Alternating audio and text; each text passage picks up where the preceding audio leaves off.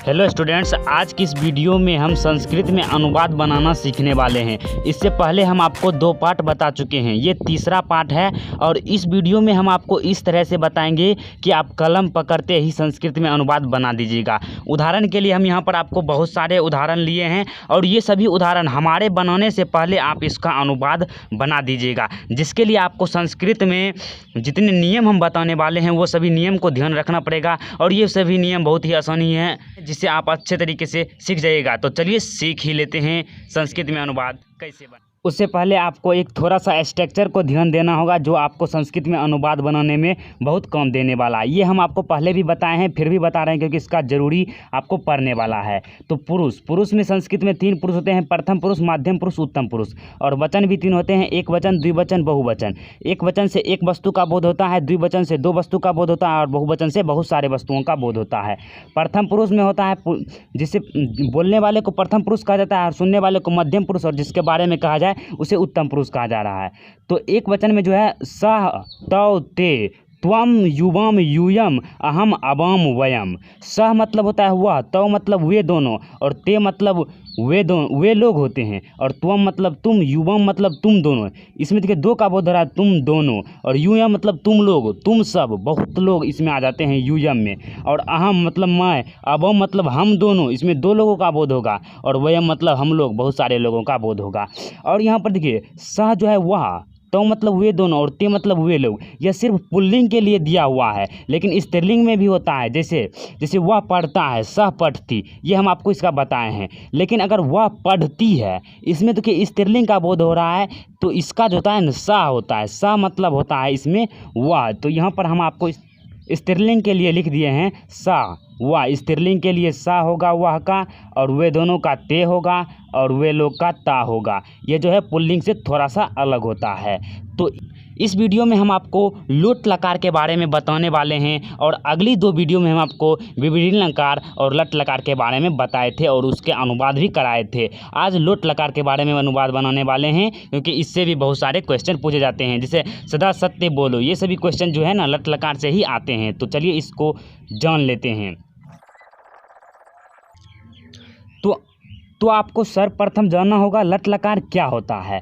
तो लट लकार देखिए हम उसे कहते हैं जिससे आज्ञा का बोध होता है, जिससे आज्ञा सूचक शब्द का बोध होगा, नियंत्रण का बोध होगा, आदेशात्मक वाक्य बोध होगा कि आपको कोई आदेश दे रहा है, या आप ही किसी को आदेश दे रहे हैं, आप ही किसी को आज्ञा दे रहे हैं। तो वैसे वाक्यों का अनुवाद लोट लकार में किया जाता है। तो जिस वाक्य की क्रिया से ज्ञात हो कि कर्ता को आज्ञा दे रहा हो, तो उसे लोट लकार कहते हैं। जैसे तुम सब बैठ कर पढ़ो, यहाँ पर आदेश दिया जा रहा है कि तुम सब बैठ कर पढ़ो, आप लोग घर जाओ, आपको आज्ञा दे दिया गया कि आप लोग घर जाओ। तो इस तरह का अनुवाद आपको लोट लकार में करना है। और संस्कृत में इसका अनुवाद बनाने के लिए आपको लट लकार का प्रत्यय जोड़ते हैं। यहाँ आ जाता है लट लकार का प्रत्यय क्या होता है। जिस तरह से आप टेंस पढ़ते हैं उसमें आपको स्ट्रक्चर बनाया जाता है, सब्जेक्ट प्लस डू या does plus verb plus object. तो उस तरह के वहाँ पर स्ट्रक्चर होते हैं। तो इसमें प्रत्यय होते हैं जो आपको मूल धातु जैसे पठ, खाद, तिष्ठ, गम इत्यादि पर बैठाकर आपको धातु रूप बनाना होता है। तो चलिए पहले आपको लट लकार का प्रत्यय बताते हैं, उसके बाद धातु रूप भी बताएंगे। यहाँ पर जो है लट लकार का प्रत्यय दिया हुआ है। ये सभी प्रत्यय को आपको रटना नहीं है, एक बार ध्यान से सिर्फ देखना है। तो इसमें भी आपको पुरुष में 3 पुरुष देना है, प्रथम पुरुष, मध्यम पुरुष, उत्तम पुरुष, एक वचन, द्विवचन, बहुवचन। तो प्रथम पुरुष एक वचन में क्या होता है, तू तम अंतु, तू तम अंतु ही तम तो आनी आब आम, तू तम अंतु ही तम तो आनी आब आम। ये इसका प्रत्यय होता है जो आपको धातु के अंत में जोड़कर उसके अलंत को हटाकर धातु रूप बनाते हैं। तो देखिए उदाहरण से समझ लीजिए कैसे धातु रूप बनाते हैं। धातु रूप बनाते वक्त आपको अ या ही को हटा देते हैं। जैसे यहाँ पर अ है, यहाँ भी अ है, यहाँ भी अ है और ही है, तो इसको हटा देंगे धातु रूप बनाते वक्त। तो यहाँ पर देख लीजिए हम पठ पर धातु रूप चलाने वाले हैं। तो आपको कुछ नहीं करना है।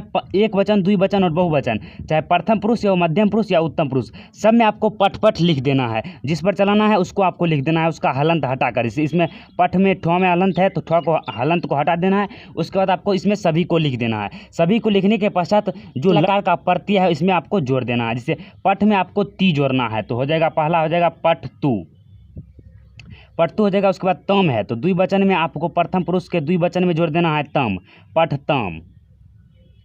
देखिए बन गया पठतु, पठतम, पठंतु। आपको अ हटा देना है इसमें, हम यहाँ पर बता दिए हैं रूल में, अ हटा देना है तो हो जाएगा पठंतु, पठतु, पठतम, पठंतु। उसके बाद ही में कुछ नहीं करना है, पठ ही रहेगा। फिर तम, पठतम, तम जोड़ देना है। उसके बाद तो पठत। इसमें आपको सीधा अंत में जोड़ने जाना है धातु रूप के। फिर है आनी तो पठानी हो जाएगा इसमें। फिर आब है तो पठाब हो जाएगा, आब ओ हट जाएगा, आब जुड़ जाएगा। आम है तो पठाम। ये जो है ना इसका हो गया धातु रूप। तू, तम, अंतु, ही, तम, तो, आनी, आब, आम। किसी भी धातु रूप के अंत में आपको उसके हलंत को हटाकर, टो में हलंत को हटाकर ये सभी प्रत्यय को जोड़ देने से धातु रूप बन जाता है। और बहुत सारे धातु रूप यहाँ पर हम दिए हैं जिसे आपको याद करना पड़ेगा और ये आपको अनुवाद बनाने में बहुत काम देने वाला है। कुछ प्रमुख मूल धातु, खाद मतलब होता है खाना, जैसे खाद यहाँ पर रख देंगे तो खादतु, खादतम, खदंतु, खाद, खादतम, खदत, खदानी, खदावा, खदामा। ये हो जाएगा इसका अनुवाद। पा, पीना, इस पर पीप पर रूप चलेगा। भू, भव, भू मतलब होता है होना और भव पर रूप चलता है। जैसे भवतु, भवतम, भवंतु, भव, भवतम, भवत, भवानी, भवावा, भमाम। ये हो जाएगा। गम मतलब गच्छ, गच्छ चलेगा। गच्छतु, गच्छतम, गच्छन्तु, गच्छ, गच्छतम, गच्छत, गच्छनी, गच्छावा, गच्छम। ये हो जाएगा। दृश्य, आगच्छ, नृत्य, नृत्य मतलब होता है नाचना।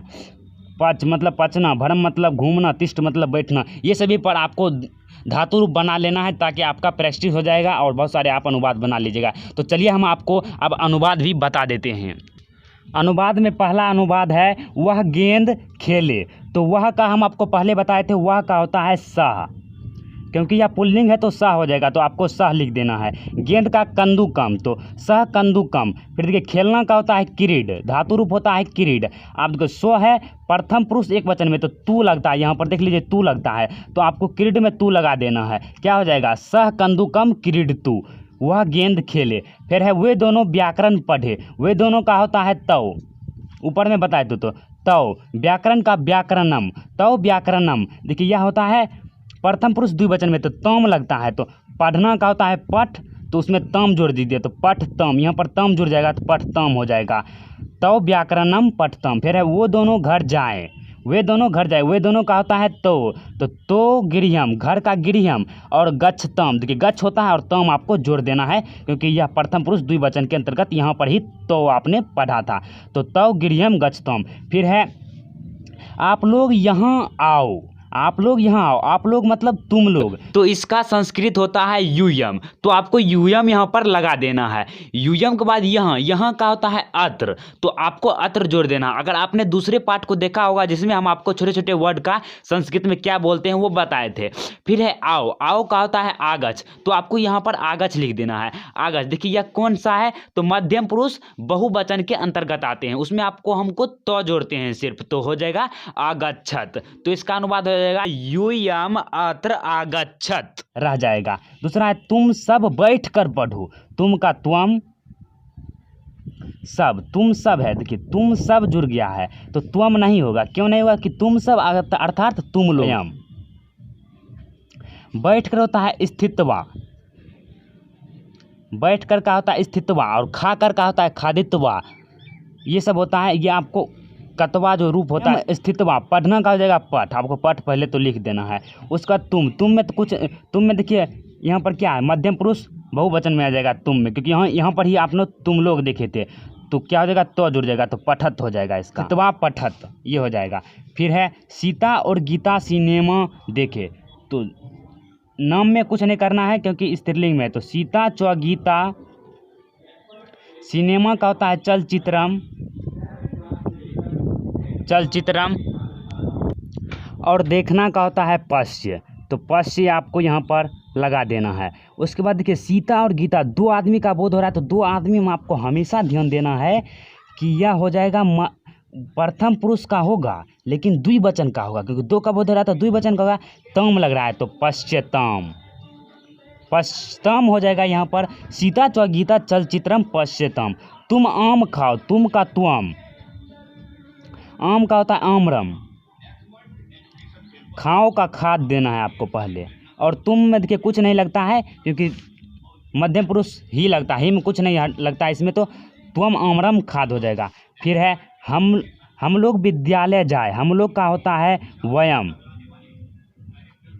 विद्यालयम, विद्यालय का विद्यालयम, वयम विद्यालयम, जलना का गच्छ होता है। और हम लोग में कौन उत्तम पुरुष में कितने में आएगा, आम लगेगा बहुवचन में, क्योंकि हम लोग है तो वयम विद्यालयम गच्छाम। आप समझ गए होंगे, अब हम आपको सीधे बता रहे हैं। वे सब रामायण पढ़े, वे सब का होता है ते रामायणम, पढ़ना का हो जाएगा पठ, और देखिए वे सब है तो अंति हो जाएगा पठंती, पठंतु हो जाएगा, सॉरी पठंतु हो जाएगा इसमें, क्योंकि यहाँ पर अंतु है बहुवचन में। फिर तुम सब शहर घूमो, तुम सब का क्या होगा यूयम, शहर का नगरम, यूयम नगरम, घूमना का होता है भ्रम, यूयम नगरम भ्रमत, ये हो जाएगा इसका अनुवाद। और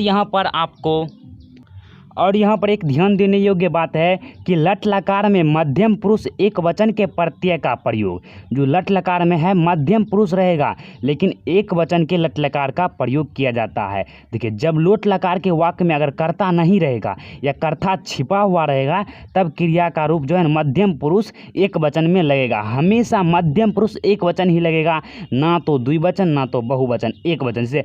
सदा सत्य बोलो, कौन सदा सत्य बोलता है, तो इसमें जो कर्ता है वह छिपा हुआ है, तो इसका अनुवाद मध्यम पुरुष एक वचन में होगा। तो सदा का सदा, सत्यम का सत्य का सत्यम, और बोलना का वद जो है मध्यम पुरुष एक वचन में वध होता है। ही की जगह कुछ नहीं जुड़ता है धातु रूप के अंत में, तो वध ही हो रहता है।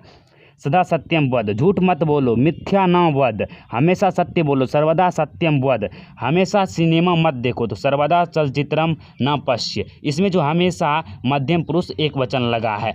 तो आज की इस वीडियो में बस इतना ही, मिलते हैं अगली वीडियो में, तब तक के लिए जय हिंद जय भारत।